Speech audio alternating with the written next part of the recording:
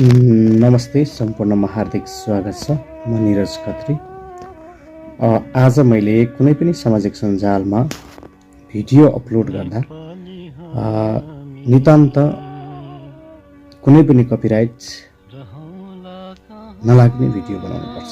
हामीले आफ्नो ओरिजिनल आवाज अथवा ओरिजिनल कन्टेन्टहरू अपलोड गर्न सक्छौँ, तर हामीले कुनै पनि बेला कुनै पनि समयमा कपिराइट क्लेम लाग्ने खालका भिडियो कन्टेन्टहरू प्रयोग गर्नु हुँदैन। त्यसैले सम्पूर्ण फेसबुक, युट्युब तथा टिकटक लगायतका सामाजिक सञ्जाल प्रयोगकर्तामा यस्तो किसिमको कपिराइट क्लेम लाग्न सक्ने भिडियोहरू नबनाउन म हार्दिक अनुरोध गर्दछु।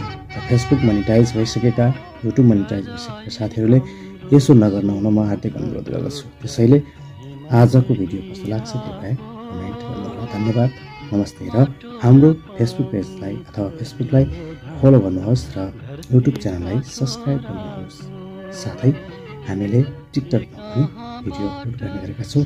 टिकटकलाई पनि फलो गर्नुहोस्। धन्यवाद, नमस्ते।